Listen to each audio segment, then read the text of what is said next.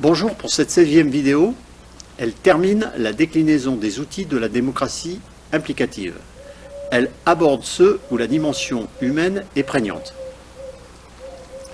Les conseils républicains, ils n'auront qu'un rôle consultatif, ils seront présents à chaque étage de la décision politique, leurs compositions seront tournantes, ils seront un élément central du rétablissement du lien républicain et démocratique.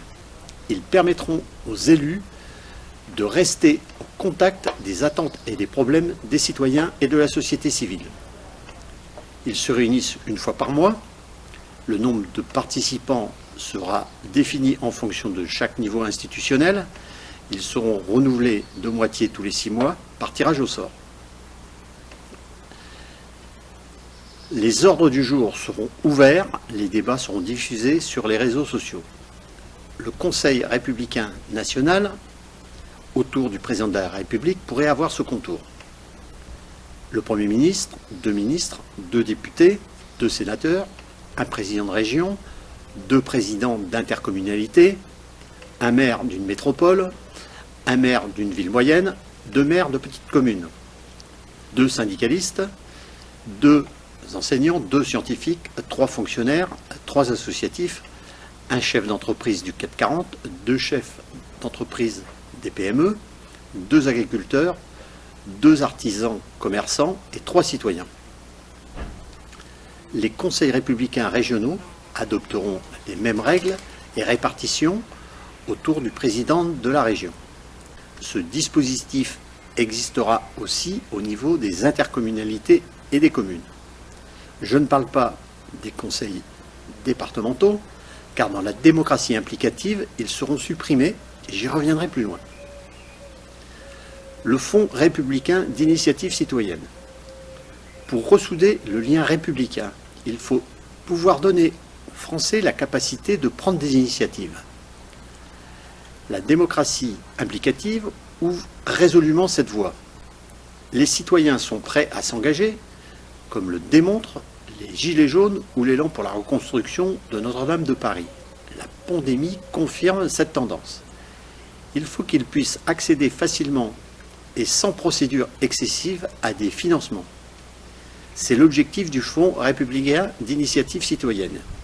Il est à l'opposé des appels d'offres et procédures institutionnelles qui verrouillent la démocratie et la citoyenneté de terrain. Il sera abondé par l'État, l'Europe, les collectivités territoriales et des partenaires privés. La CDC, Caisse des dépôts et consignations, assurera le recouvrement et la gestion de ces fonds. Elle participera aussi au contrôle de l'utilisation des fonds. Il sera ouvert à tous les projets de la vie économique, sociale, culturelle, sportive, scientifique, écologique. Le développement humain et l'environnement en seront les cibles prioritaires. Les initiatives citoyennes seront collectées en permanence par les collectivités territoriales.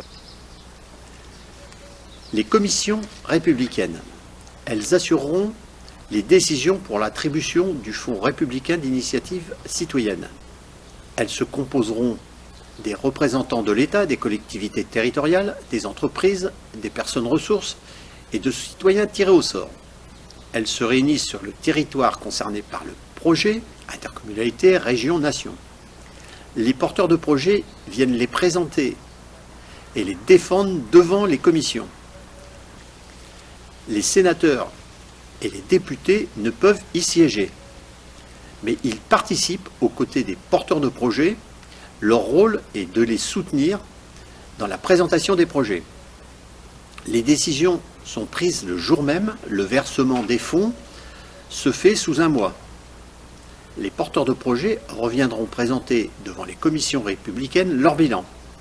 En cas de non-utilisation ou de malversation, les fonds seront remboursés. Au niveau social, il existe beaucoup de cas qui ne rentrent pas forcément dans les cases. Des commissions républicaines siégeront également avec des élus, des techniciens sociaux et des citoyens dans le même esprit et les mêmes délais d'attribution financière. Le grand défi républicain. À côté des initiatives citoyennes, le grand défi républicain œuvrera à la cohésion de la nation. Le président de la République le lancera au début de chaque mandat. Chaque Français, entreprise, association pourra faire des propositions. Celles-ci seront de dimension nationale, voire internationale. Les collectivités territoriales seront exclues. Un jury présidé par le président de la République sélectionnera le vainqueur qui sera chargé de sa réalisation. Il sera financé par le Fonds républicain d'initiative citoyenne. L'ensemble de ces mécanismes permettra à la nation de retrouver le sens de l'aventure collective et de refaire de la République un projet commun où chacun se sentira impliqué. Il montre que la démocratie implicative est une démocratie où l'action prime sur les débats. Ce qui ne veut pas dire que les débats et les concertations actuelles disparaîtront. Les médiateurs de la citoyenneté. Ils sont un recours pour les citoyens, le monde associatif et les entreprises dans leurs relations avec les élus, les collectivités et l'État. En cas de conflit avec les institutions, ils peuvent être sollicités pour les résoudre. Il en existera à tous les niveaux de la décision politique, État, région, intercommunalité, commune.